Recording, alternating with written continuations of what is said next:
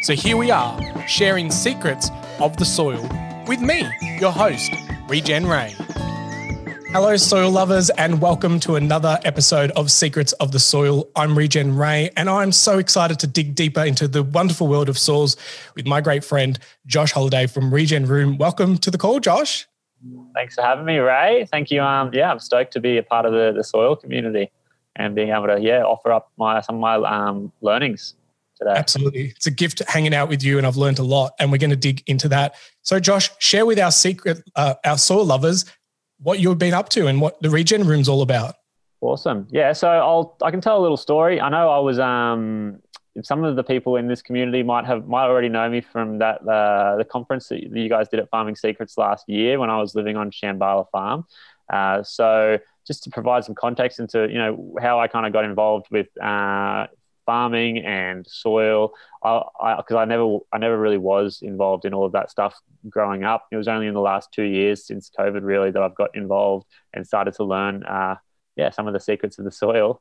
And so, it was when I left Sydney when COVID started because I was living there for a few years, and I've moved back up to the Sunshine Coast to Queensland, which is my home, and moved onto a farm. And then once I was on the farm, I started to learn all these different things I had just no idea about, and that kind of catapulted me forward into this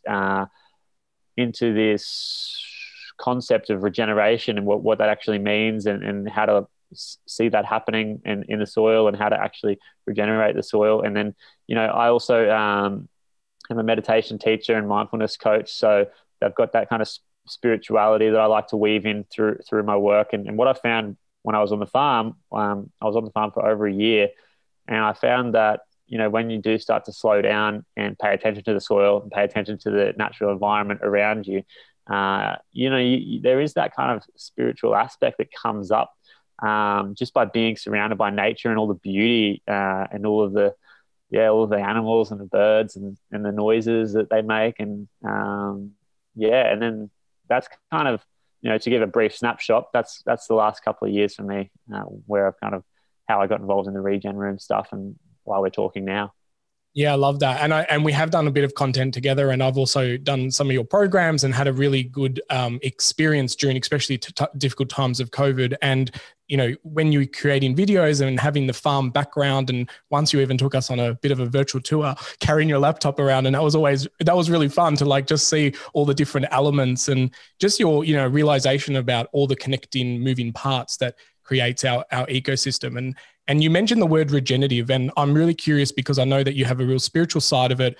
And Hugo says often from Farming Secrets that the best farmers are the spiritual farmers, the ones that are really connected to their land and can see all the moving parts. So from your point of view and the work that you've been doing on farm and with people in a spiritual point of view, what does the word regenerative mean to you? Yeah, that's a good question. And I think a really important one as well. Especially it seems it's like a new term, right? Or not new, but like it's being used a lot more recently, and it's kind of hot at the moment, and it's important that we understand what it actually means. And so I'll start with the actual just definition from the dictionary. So regeneration is a process of renewal or rebirth. So I see it as this circular process, right? Where it honors all of the aspects of life. So regeneration for me is a process of life happening. And so it includes the beginning, so the birth, and then it includes maturity, it includes death, and then it includes rebirth. So that's why I've come to this conclusion that regeneration is a really spiritual kind of, it not is spiritual, but it has a spiritual aspect. It's a lot more than that, but it definitely, honoring the life, the maturity, the death, and then the rebirth. And you see that in the garden as well. Like you'll see that decomposing, or when you cut and drop. We had a lot of banana trees at the farm, so we used to cut and drop. We used to use the trimmings from the plants back into the soil to keep it healthy. And so and that's just like that's that death, and then that's contributing back to the soil and the rebirth, and then the health of the plant from there. So for me, it's really that circular process. It's about honoring all parts of life, not just life, but death as well. And not just being that linear kind of pathway or that like straight arrow. It's definitely a circle. Like the circle of life, as they say in The Lion King. Yes, that's a bit cliche, but it's so simple sometimes in a way that it is that. And we have a lot of symbols around that circle icon as well, because it is that kind of closed loop, and it's like you give and you take. And our biggest thing is that when you're in this regenerative space, that you get to a point that you teach others to have that same way of thinking, and whether it be a technique or mindset. And I think that's a very natural thing that happens with us in this space, is that we get to this point where we just want to give, because we can see the world from a new paradigm and a new lens, and we want everyone to see it this beautifully magical way, you know. So that's why I've loved, spending time with you and a lot of other mentors as well, because it's like, I say often now, and it's the compounding work that I've done over the years, that, regeneration is an inside inner work, and you need to be a regenerative human just as much as a regenerative farmer. For sure. Yeah. And, like you see, it gives me so much hope when I first moved onto the farm, to be honest, some of the practices that were being used weren't like great. And some of the soil you could just tell was like a bit dry and a bit dead. And, that was just what it was, and you could see that and you go, okay, sweet. After a few months after I was there, another fella came on board, and he's like a really keen regenerative farmer from Chile, from South America. And he was like full of heart and emotion and passion. And so once he got stuck into the farm, we were able to take those areas where the soil was like dried up and a bit dead, and like bring life to it by, using compost and using other techniques and airing it out and allowing it to have that rebirth. And it was amazing to see that happen, but also amazing to see how it happened through this giving of love and like giving of heart to the soil. And then it's almost like some of the people on the farm that were working on that certain bit of land had that like renewal as well, had that kind of like rebirth inside of them. Maybe there was a few things that needed to die, like the idea that soil was buggered and we couldn't fix it, and that's just how it was. Maybe we that when we're embodying regeneration, we're able to go like, okay, that's an idea that could just die. And like, but what can we replace that idea with? Or what can we renew that old idea with? Like, so then how can we like start to move around our current beliefs and our current ideas and thoughts, so that, we're able to create space for new ideas and innovation and, all that kind of juicy stuff.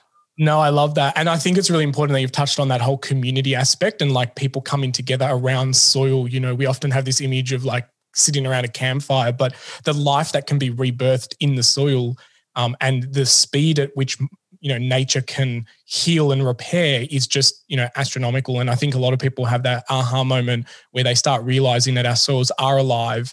And we, I personally have gone down that path as well. And, there's that cliche thing, is like, stop treating soil like dirt, and dirt and soil are very two different things. And I've recently made a decision to buy a microscope for this actual point, is that I want to start seeing the life under a microscope, because seeing is believing. And I know that I've seen it through other people, but I want to start feeling it myself.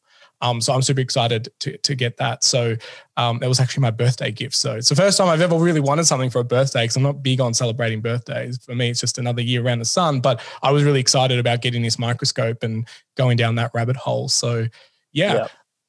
I'm curious. You got a microscope. I've always been interested in maybe getting like a telescope or like a big thing to look at the stars.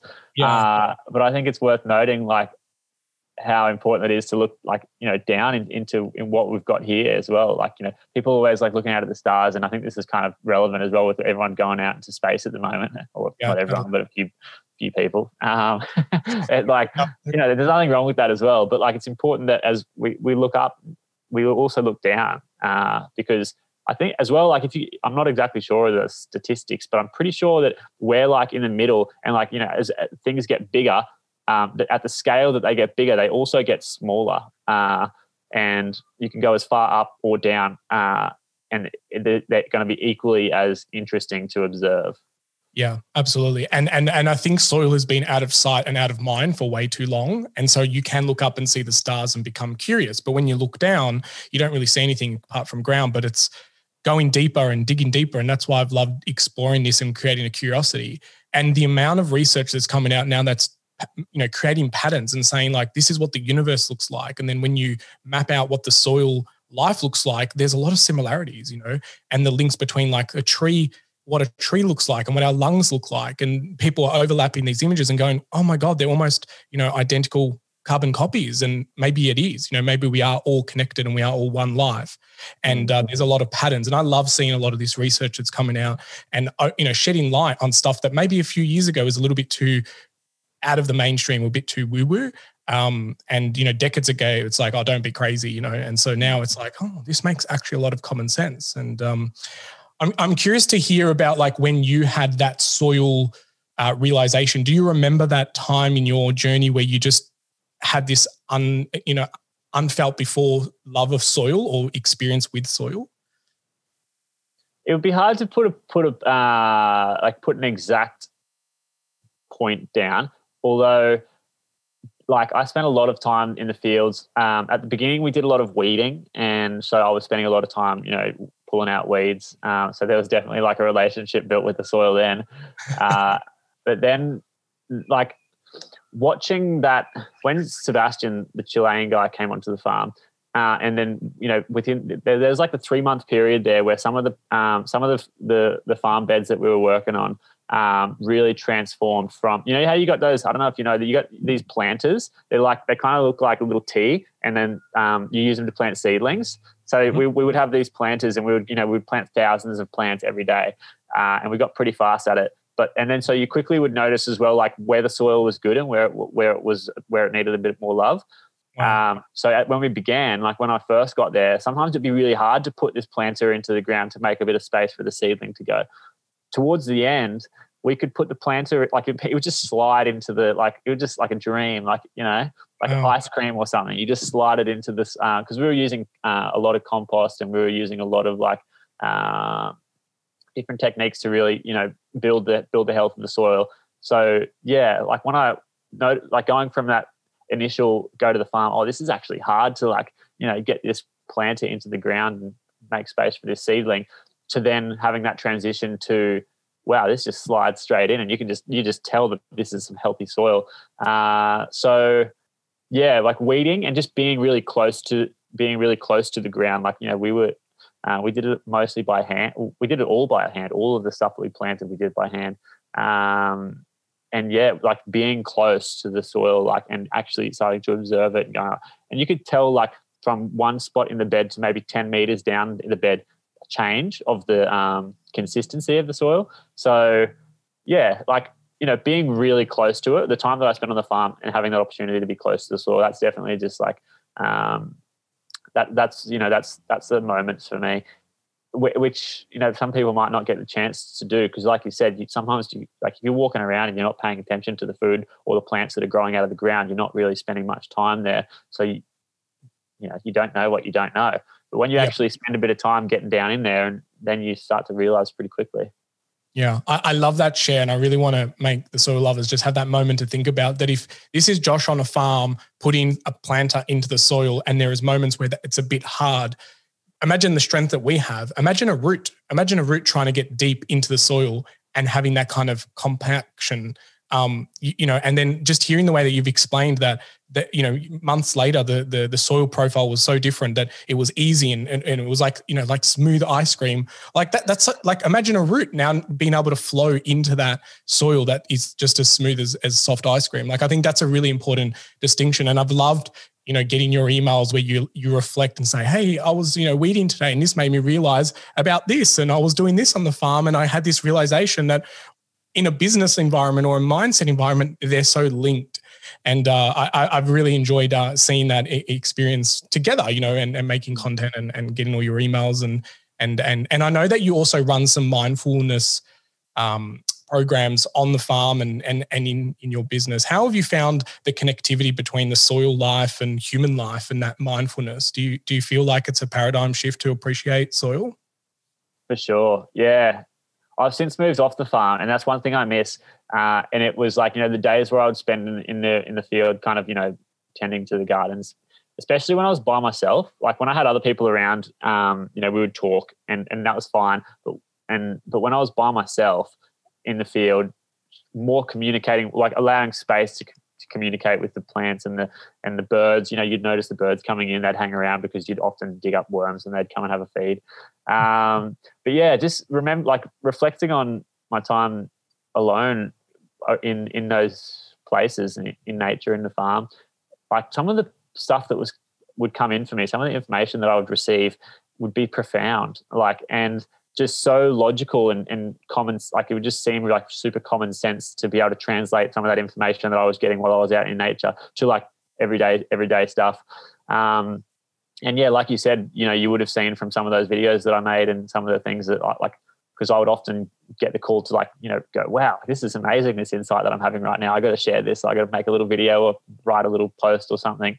And yeah, like you said, like, it was just so easily received because for some reason it was just such common sense. And I don't even take any claim for that. Like, it was just what was coming through from the information around me. So yeah, and then, you know, to get into, and that's really when you start to get into the, you know, the spiritual side of things, that's really the essence of all of it. It's like a lot of the stuff that we translate and we channel through and we, you know, we communicate often is coming from a different source, you know, like we get thoughts coming in and like, where do those thoughts come from?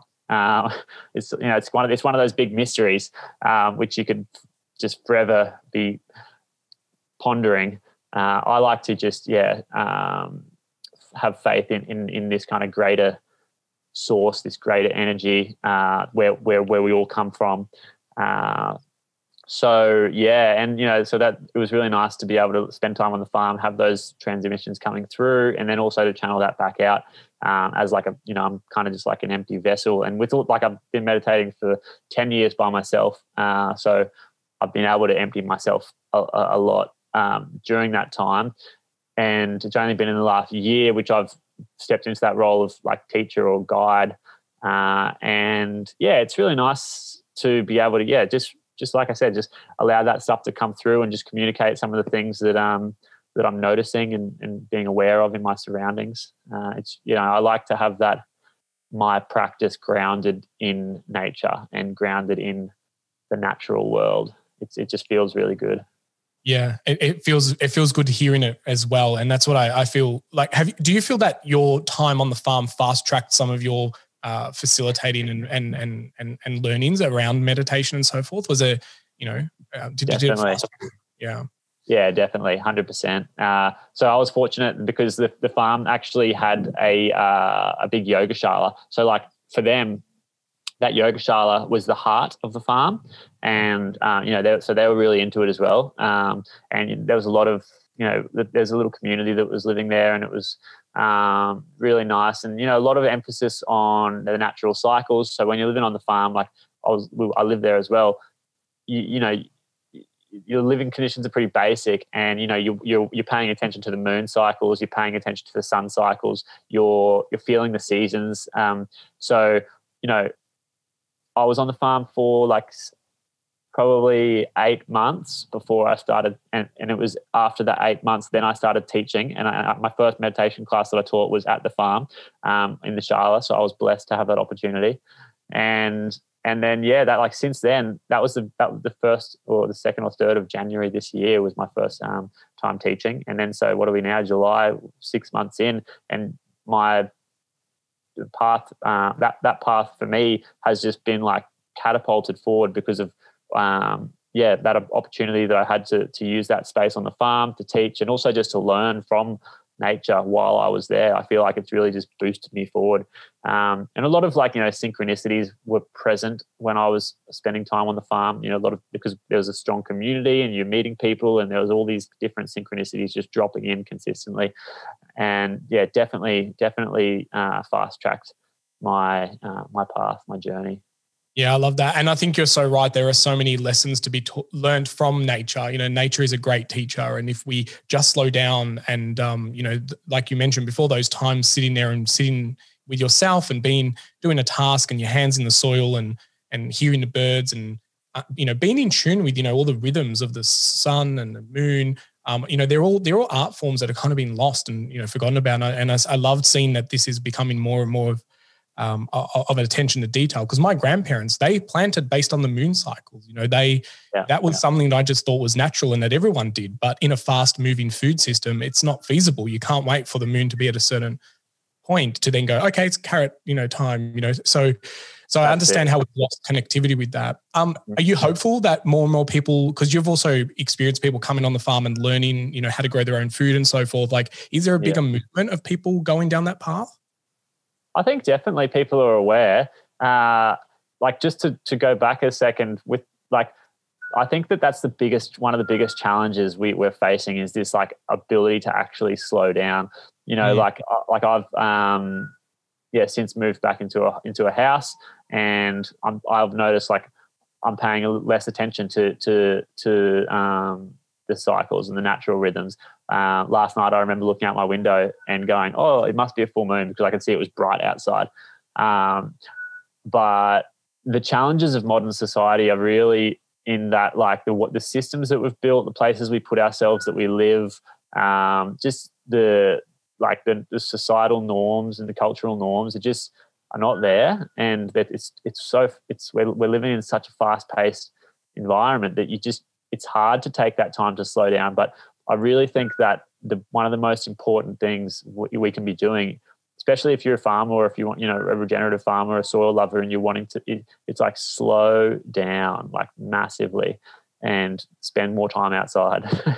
And just, those are the two things. And if we start doing that more and we start to prioritize that, then I'm hopeful. And yeah, for sure. And it's great to see. I feel like in the last 18 months since COVID, there's a lot of common sense dropping in for people, and people are open and receptive to new ideas, and people are kind of going, okay, there's something that's a bit weird. Where is there opportunity to change or make better? I think it's just the challenge is going to be, just getting everyone to slow down a few notches and spend more time outside. Yeah, I want to with hard this at the moment because we're locked down. I know. I was literally about to go there and go, so, we are sitting in a situation, especially here in Melbourne, where we can't go outside as much as we'd like to, and what are some of the techniques that people can do or that you've found that work to slow down, because the social norms are like that these days, where it's, bigger, better, faster, do more. We've got access to all this information, and yet we feel like we're never finished with our to-do lists. And what are some of the things that people can do to slow down? Yeah, so this is obviously something that's, I spend a lot of time thinking about, and, being a meditation teacher and a mindfulness coach, I'm working with clients to help them slow down and just, to maybe reset the nervous system. So obviously, I'm always going to suggest meditation. So just taking 10 or 20 minutes just to sit by yourself and just breathe, just breathe in a healthy way, breathe through the nose, fill up the belly, and then breathe out, exhale, let go of the shoulders, let go of tension, just become a bit of a rag doll. That's so good. Another one, if you struggle with meditation, and which I know some people do, which is fine, you just go sit outside, do the same thing as you would if you meditate. One of my teachers calls it sit spotting. So you just go outside and you just sit down for 20 minutes, sit down and with no phone, no books, no journal, no computer, just go and sit down and just observe. Spend 10 or 20 minutes just doing that. If meditation is not for you, then maybe just try that. Just go and sit down, do a sit spot. Or, just find places to go for long walks. I went for a nice long walk this morning.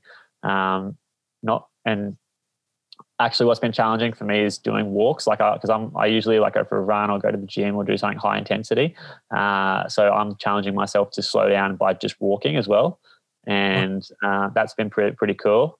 Feels really nice and feels, like a good thing to be doing. Yeah, just, carve out that time to be intentional, to take a little bit of time to just go and sit, do nothing, allow yourself to be bored. It's actually so hard to do that because you're just I could be doing something else. Or then you do that and then you start to get the insights dropping in. You might know if you do it for 20 or 30 minutes, you're just going to sit out in the park by yourself. You're going to start thinking, and then you'll start probably going, and you probably get some good ideas that come through, and then you want to action those ideas straight away because that's just the conditioning, right? So I challenge people just to go and sit outside, just sit by yourself, spend a bit of time with just your thoughts, and also just notice that your thoughts sometimes they can be a defense mechanism for actually feeling stuff. So if you notice your thoughts, then I wonder if you could just become aware of the thoughts and then just allow them to come through without taking any action on them. Just maybe noticing where they're coming up and why they're coming up, and maybe is there something beneath that thought that might need to be felt. Because thinking stuff and feeling stuff is a completely different experience. So try to if you can feel a bit more, like, allow yourself to feel. Yeah. And I also love the fact that you've mentioned that it can be 10 to 20 minutes. I think a lot of people feel like these exercises need to be like a 2-hour journey sitting on the top of some mountain that has like fog in the background, and this whole Instagram picture perfect of meditating on the hills can be done in your own backyard, and so we need to bring these ideas down and simplify them a little bit. And I remember a technique that you did with myself where you asked me to just go and sit next to a tree and have like my back kind of next to it and kind of like feel the grounding of the tree and deep into the roots. And I absolutely loved that experience. And there was a park near, because I live in the city, there's a park near me. I went there and sat there, and I didn't look weird. I didn't look out of place. I was just sitting there next to a tree, which is a very common thing to do, but not enough people are doing it, and so, I wasn't sitting there with my legs crossed and my arms, held up, and some people are doing that. And I saw a beautiful picture on the Instagram the other day where, there was like hundreds of people along the beach just meditating. And so, wow, imagine the power. I think it was actually you that shared it. We had 200 people on the beach in the sunny coast last Sunday, and it's becoming a thing. Actually, there's like every Sunday we're doing it's 8 till 9 in the morning, and it's like there's a lot of people from the community turning up, which is awesome. And it's just really nice positive atmosphere, lots of love, and it's lots of just joy and ease and contentment, which is really nice. But just on that as well, when you sit under a tree, how good is it just to feel the shade of the tree as well? Like, it's just such a basic thing, but it's just so good. I know. And this is the conversation that needs to change, especially in the farming world, is that like blanket land or blank land, cleared land is farmable land. And it's just like, there is no shade cover. There is no hydration consideration. There's no mini ecosystems to keep the small water cycles going. Like, it's just such a broken model to think that cleared land is farmable land, yet nature has blossomed with no farming techniques of cleared land in a forest and that for a very long time. I want to touch on another basic point that you said, because we'll dig a little bit deeper in this one, but you mentioned that there's a difference between thinking and feeling. How do you know the difference? Like, I don't know. I think I struggle with this sometimes, and maybe some of the soul lovers listening, if they think of an idea, what's the difference between thinking it and then feeling it? That's a good question. And I'll answer it as best I can. My understanding is that the thoughts come from the mind, or like, you when you think of thoughts, it's a very heady kind of thing. Whereas whenever I think of whenever I'm feeling, it's generally more of a body experience. So for me, the thinking is a heady mind experience, whereas feeling is more of a body experience. It's more of like coming from the gut or the heart. Yes. So, you've got your gut there, you've got your heart here, you've got your head here. So this is like the thinking area. And then your heart and your gut is more of the feeling. So like, I would maybe invite you just to explore that, move your awareness down from the mind into the body, a bit more into the heart, into the gut. Give yourself a little bit of time and space. Like, so if you're thinking something and you go, okay, I'm thinking this, but I wonder what this feels like. Just see if you can move your awareness from the head down to the body, and just give yourself a bit of space to like sit there in silence and go, okay, how does this feel? That would be a practice that you could adopt.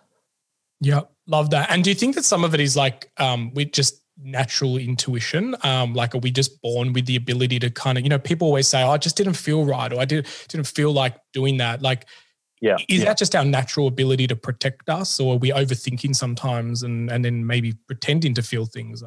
Is there a bit of a clarity around that? So, sometimes I think people's guts make you maybe think things are way too extreme. Conventional farmers feel like they need to change, but their balance sheets and their bank loans don't allow them. So it's this real argument and torn between, I want to do this because it feels right for the planet and heal and build a farm of abundance, but my brain says do it this way because it's the result. So how do you differentiate, or how do you move forward when you're torn between your head and your heart? That's a good question, Ray. And to be honest, I don't think it would be responsible for me to answer that question. Although I would just invite people to, you know, like, yeah, work on that as a practice. Like, intuition is an interesting word, and I kind of saw this kind of definition of it the other day. So tuition is to learn, right? Like when you're getting tuition, you're learning in it's like in inner. So intuition is inner learning. So yeah, like if there's someone that wants to like tap into their intuition or their feeling a bit more, then I would just invite that practice in, like just practice it. And then, you know, and it obviously, being a human is a confusing thing. So when you're trying to balance out that kind of like the thinking and feeling, yeah, I would probably say it's a practice. I probably am not an expert at that either. But I would say, just like anything else, practice makes perfect, right? So, you know, practicing feeling, practicing thinking, practicing and bringing that mind and body together into some kind of resonance where you can feel what decision feels good. And then maybe just like a bit of self-reflection, self-inquiry, analyze, okay, maybe I feel like I really want to do that, but maybe my emotions are like a bit scattered at the moment, or maybe my thoughts are a bit scattered at the moment. Like I don't think that either of them are probably it's like go the mind or go the heart, or it's probably like it needs to be this beautiful synchronization of both. But I'm just kind of like, that's just what's coming up for me as we talk about this. Yeah, no, I definitely think, you know, and being in marketing for a long time, there's always that kind of left brain, right brain kind of thinking, and you buy emotionally, and then you think about it afterwards logically and go, oh, you know. So I think it's definitely in our human abilities to use all these parts together, and finding that happy medium, I think, is a really good spot. And just knowing yourself, you know, being really self-aware and putting some practices around that to kind of go, well, I'm normally a person who does this, so I need to put some boundaries, or I need to be more mindful about these kind of activities.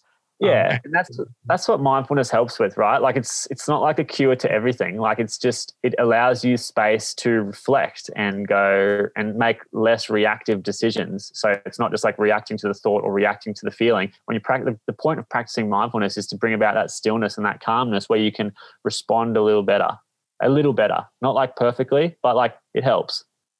Love that. And it is those baby steps, those little tweaks, because, you know, at the end of the day, we're all kind of winging it in this wonderful world of life, and we're all moving forward, and we're doing the best we can. So I love that. And that permission that is okay. You know, that is actually great. That is awesome, you know, and that is where we need to be. Josh, I want to ask you our signature question. Are you ready to be the voice of our soil? Yeah. So if you were our soils, what would you tell the people on the planet? Love me. You asked me this before we started, and that was like the first thing that came up. It's like, love me, like, you know. And like, just to go a bit further than that, it's like we've talked a lot about feeling, and we've talked a lot about the heart. And, you know, I always find it really interesting that if you mix up the letters in earth, and, you know, you can create heart, and vice versa, heart, earth. So like, yeah, like give, and this is, you know, I saw this with Sebastian when he came onto the farm with all of his heart, and he was like loving those soils, like, and it just changed the whole environment. And so, yeah, like give some love to the soil. You know, that would be, if I was the soil, and that's like what came through straight away. So I'm just going to stick with that. Love the soil. Yeah. You gave me goosebumps, man. You know, that realization of earth and heart, like, sometimes it's so obviously in front of us, you know. The English language and the way that words are derived, you know, it's so simple that the answers are sometimes so in front of our face, you know. And you know, and I love having those distinctions. So I really appreciate you saying that, and that's why we call our community soil lovers, because as much as it is a bit, you know, touchy-feely and a little bit deep, we want it to be like that, because this is the realization that people need, is that, you know, we need to love our soils, and we need to slow down and observe them and listen to them and treat them just as much as a child, you know, and care for them. So I love that you brought that to that space. You actually got me nearly choky and teary, because, you know, I just, that whole, you know, those simplicity frameworks, you know, that the the words are in our face, earth and heart. It's just so beautiful. So thank you for sharing that. Josh, if our soil lovers wanted to spend more time with you, how do they connect and hang in your inner circle? You can just reach out to me on Facebook or Instagram, or go to www.regenroom.co, and the links are all there. While I just wanted to add one more thing in, while we're kind of on that, we're talking about, building a healthy relationship with the soil, but not just like the soil, but building healthy relationships with everyone. And, you and I both know a friend of mine called Warren Roberts. He's a First Nations fella, and he's just a legend. And he's dedicated his whole life to building relationships. And so your relationships can go further than just the people that you're interacting with. Like, build some relationships with the plants, build relationships with the trees, build relationships with the soils, the birds, develop that intimate relationship with the other forms of life. Thank you so much for having me on, Ray. And www.regenroom.co. I'm sure that you'll probably send the links out and stuff. But I love building relationships as well. So happy to have a chat with anyone if there's any questions, and you can find me and reach out. Awesome. Well, thank you so much, Josh, for sharing your wisdom and digging deeper with us today into our soils. And, thank you for everything that you've been doing. The Activated Human program that we did together was absolutely, life-changing for me, and kudos for you for putting it together and, and making the magic happen. So with that, soil lovers, I want you to just think about what you can do today, where you can just slow down a little bit and have a bit of a think about what connectivity to nature you can experience today. And it can be in any way that you're listening to this podcast. And if you want to see the video version of this podcast, head over to www.soillearningcenter.com, where you can see our beautiful faces. All right. On that note, get outside, dig deeper into your soils. Lots of love. Thanks, Ray.